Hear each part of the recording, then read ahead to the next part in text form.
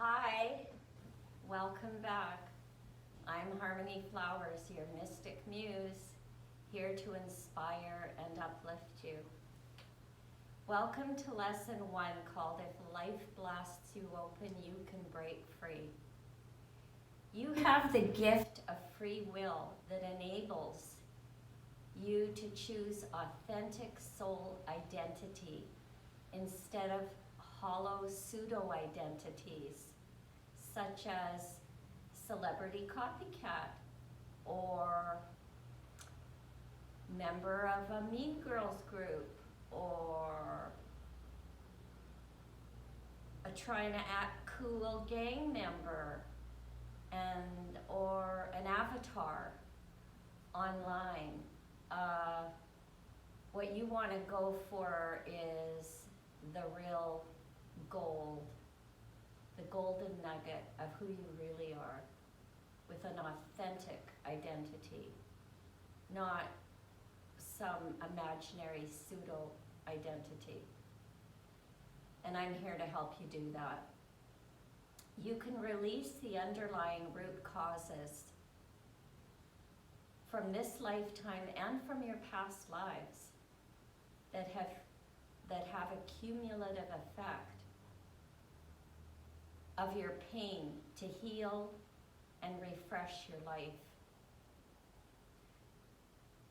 Letting go of misguided loyalties to people who have held you back or held you down in the past. Expecting you to play small to make them feel better about their own lives, and accept them controlling your thoughts, feelings, and choices. You can let go of all of that.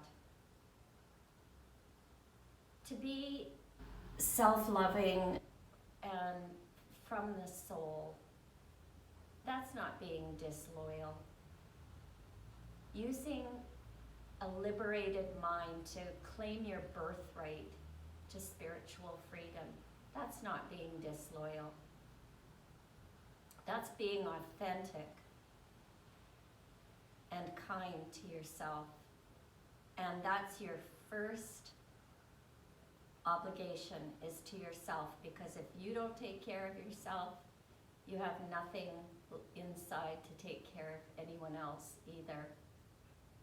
And you need to realize that others' judgments of who you are is a minor detail. And when they judge you, they're actually hurting themselves because they're holding themselves back from their own spiritual growth. They're stuck in a mindset that really imprisons them. So I'll give you an example in my own life. When I started to have spiritual experiences,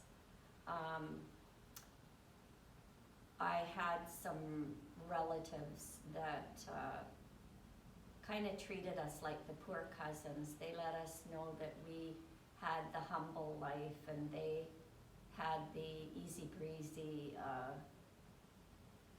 let us say, prosperous financially life. And they did not believe in spirituality at all. They didn't even believe that we have a soul. Their philosophy of life was, it's every man for himself, and it's a dog-eat-dog world. And one day I made a stand with them because they were trying to pass on old controlling patterns from past generations down to the generation of my daughter. And that's when I put my foot down. And I said, you know, I've had spiritual experiences. I know there's more to life than what we see here. And you people really should be treating each other better and being kinder more loving, and connecting from the soul. And they, of course, did not like me saying that, and so they labeled me a crazy bitch. And at first, I felt a little hurt to be, put in a box like that. But then I reached into myself and discovered cosmic humor. And from my soul's point of view, I was able to transform that into the cosmic humor of, yeah, you're darn right, I am a badass crazy bitch medium. So deal with it, people. And it just makes me chuckle, it makes me smile. And you can do this too. It will free you to make something new out of the broken pieces. And once you claim your birthright to that freedom of independent thinking and spirituality, you're unstoppable. No one can touch you. And it actually helps you to create win-win relationships in pretty much any environment, including work. If everyone knows that they're working together from the soul in their contribution to society, boy, that is a game changer.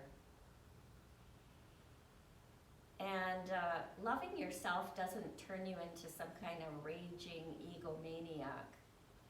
It simply allows you to access your soul self more and love others more, to honor your soul with a sprinkle of humbleness, which is a healthy balance. And if I can achieve that, you can too. Now, granted, it took me decades to figure all this out, so you have the benefit of gleaning all the things in 5 lessons and in the book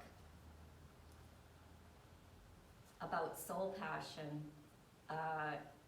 You have the benefit of getting that in a very short time if you really take the teachings in my book and my course to heart and team them together.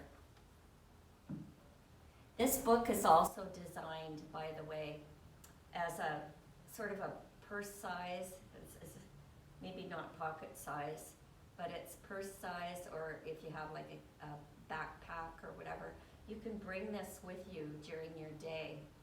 And if things go sideways for you and you need to catch your balance and recenter yourself, you can just pull out your book and easily access the guiding principles and subtopics that you need for that particular situation and that particular day, and get yourself right back on track, inspired and standing strong once again in your soul self. So I encourage you to use my book in that way as well. So life blasts you open to discover your beautiful soul that comes from divine, pure, loving soul energy. And I know because I've been enveloped and bathed in pure, loving white light for 38 years, over and over and over. In fact, when I would be in counseling sessions, sometimes the room would fill with loving, pure white light. And it was in those moments that I knew that the guides of my clients that I was counseling, they really wanted me to get them in touch with their soul selves and opening to a life of light and joy. And life again blasted me open at 28 years old. I was drowning in a dead-end relationship that no longer resonated with me as a person. I was done with breaking my own heart. So I asked him to leave. And in a state of profound peace, just amazing peace, I opened to much more authentic soul awareness. And at that point as an adult, I gave my inner child permission to heal. In order for you to do the same and give your inner child permission to heal, let's do a guided visualization together. I've prepared a guided visualization, and I'm going to read from this. What I want you to do is begin by breathing freely and shaking the tension out of your arms and hands. You can shake the tension out of your legs and feet. Reach way up above and feel the stretch just to release any tight spots. And you can raise your shoulders and drop them a couple of times. And keep breathing freely. Then I want you to close your eyes and sink into the furniture that you're on. Allow your mind to travel back to your childhood when you felt held back and silenced, afraid to be your true self. Your mind will take you to an age that you were at. What age were you? Just have a look at yourself back then. Get in touch with how you were feeling and who you were with. Was there someone else there with you in the room or outside? Now, as you look at that child that you were, remember what occurred to generate feelings of fear and the need to hide your authentic self. What was going on that led you to bury who you really knew you were? And what promise did you make to yourself to keep yourself safe? What did you promise yourself you would do at that time to keep yourself safe? And just feel how your energy was, how it shifted when you had to put your real self away, hide your real self away. As you look at your frightened child within, take her or his hand with compassion. See yourself taking, as the adult that you are now, see yourself taking his or her hand with compassion and with patience, with great patience. So important. Tell your inner frightened child that as an adult now, you will keep her or him safe.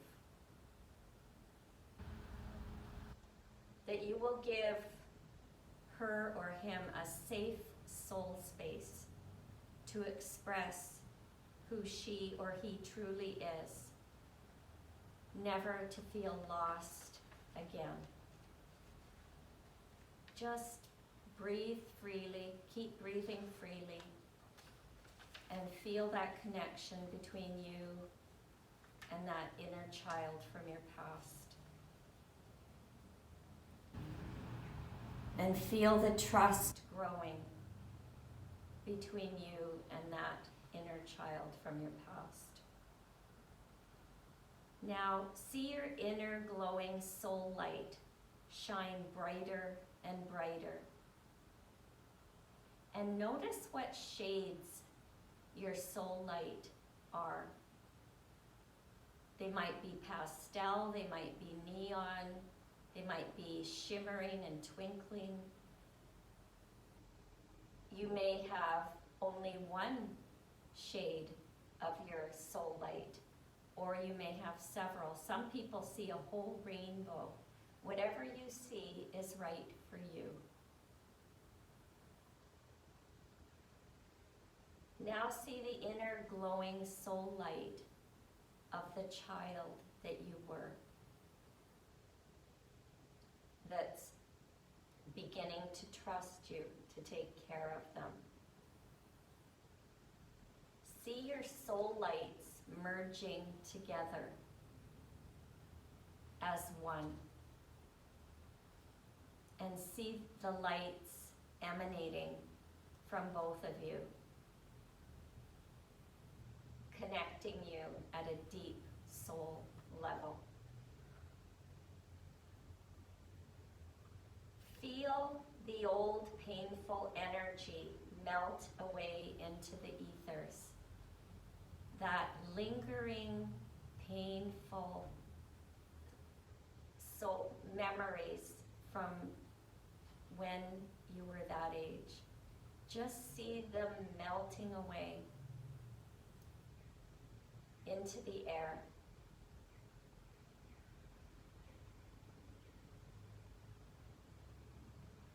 Now that you've had this healing,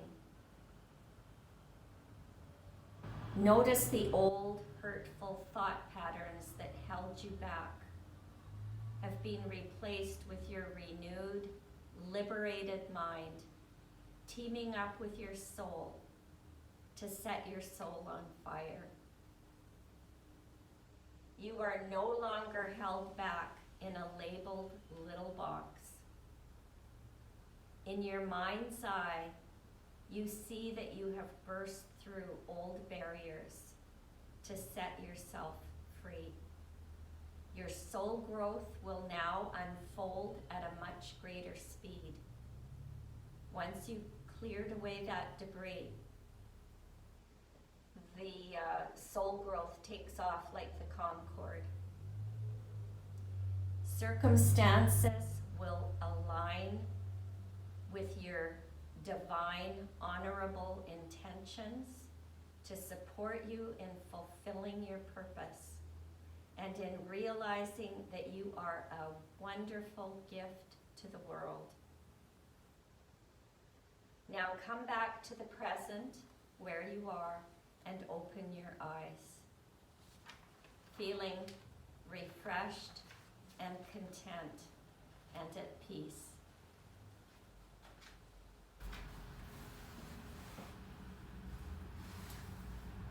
There are practices at the end of each chapter of the book, including chapter 1, to set your soul on fire.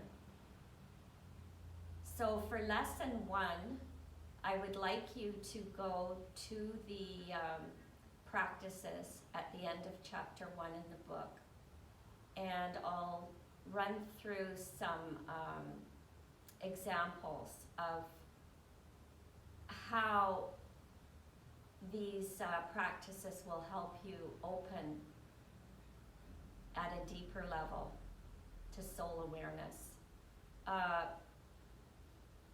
One exercise involves how you begin to sense the ubiquitous nature of spirituality, how you sense that it's in all things everywhere.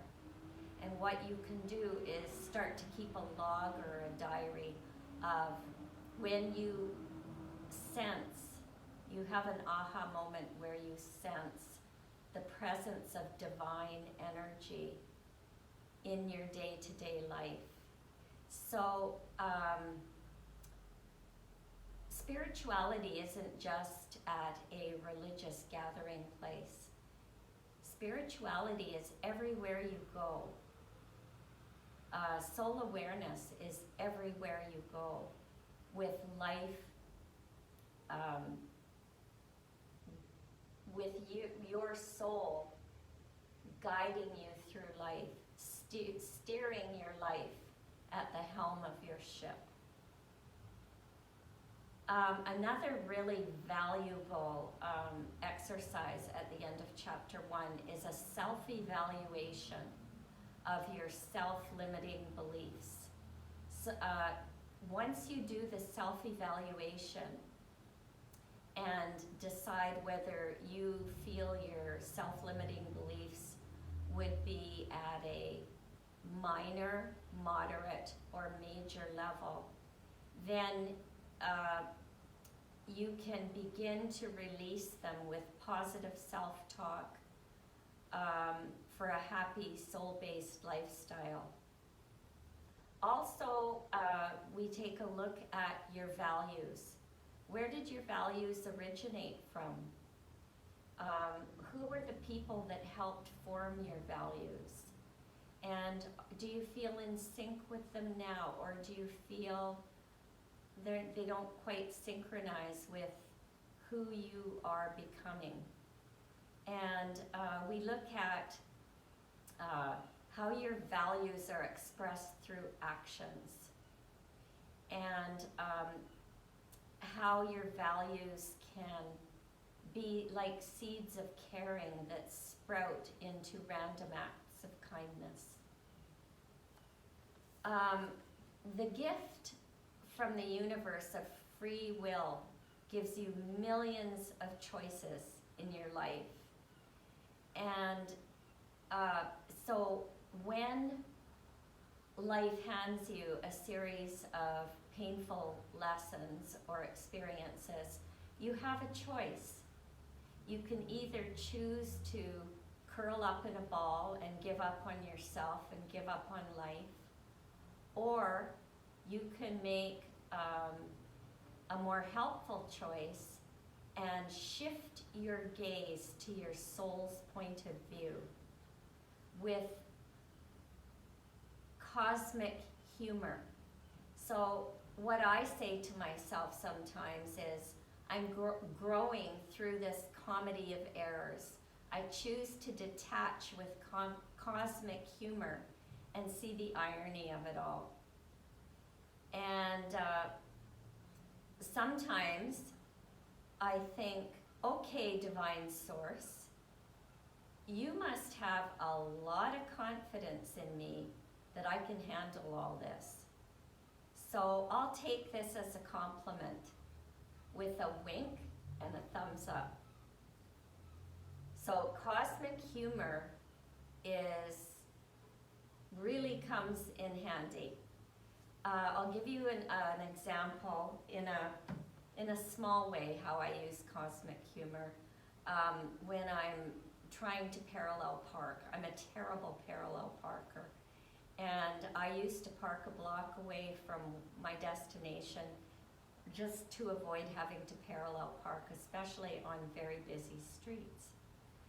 And when I would park like a spaced out monkey, you know, scraping the rims of my wheels on the curb so many times, until I finally took to spray painting the rims with black paint to kind of disguise all the damage from my parallel parking. And eventually I started counting from 1 to 10, which kind of created a space where I could, you know, relax a little bit and parallel park without so much anxiety. And really I would say, okay, universe, obviously you didn't give me the parking gene, right? And so cosmic humor is a powerful tool for you to put in your spiritual toolbox. it comes through for you when all else fails, quite often. And it puts a bounce back in your sexy soul walk, as humor is very attractive as well, as you know. We also take a look at carving out a safe soul space at home with Feng Shui. And when you use Feng Shui to spiritualize your environment, you're then free for a mindful focus of allowing your soul self to breathe in the relaxed spiritual vibes of peace and self-love. And it helps you to release pain and melt into contentment. And this very soon becomes second nature. Like I have something in my home environment that says something about swimming at the profound depths of my soul. And it just helps to refocus me on what's important and to let go of minor details, little bumps in the road that may have happened in the day. So it's a nice environment to come home to, and to come home to your soul self at the same time. And I also help you reflect on how to make a stand using words of diplomacy, while realizing ultimately that the only person you can change is yourself. You can't change other people if they're not ready to change, or if they don't want to change. The only person you can change is yourself. But you can approach them with diplomacy, letting them know where you're coming from, how you feel about it, using I messages like I feel this way when da-da-da-da, I feel such and such when da-da-da-da. And so you find a balance. You're not passive, you're not aggressive, you're right in the middle, you're assertive, which is a healthy balance when you're trying to communicate with someone with diplomacy. And that's a healthy balance in relationships. And even if you forgive someone in your heart, if their behavior continues to be toxic, you do not have to be in their presence.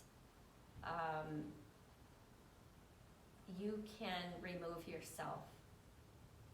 And part of opening to your soul is, and with soul love, is nurturing yourself.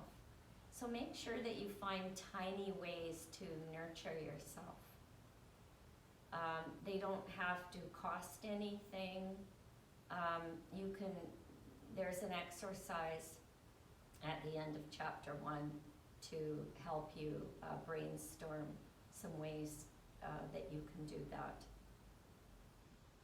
And remember that your habits and your self-limiting beliefs are not who you are. You are your soul. And your fear thoughts and your fear feelings are not who you are. You are your soul. You are a soul having a human experience. Okay, so it's so important that you get on a feeling level that you deserve and are worthy of experiencing life from the safe space of your authentic soul self. You have to feel it at a deep level that you deserve this, because you do. Go and look in the mirror and say, I know I deserve to be my authentic soul self and have an independent mind. I deserve this and I claim it. So I look forward to connecting with you soulfully in lesson 2, called Activating Your Third Eye for Authentic Soul Identity. Until then, kindred soul, feel my cosmic hug for you across space and time. Thank you for joining me once again. Soul love. Namaste.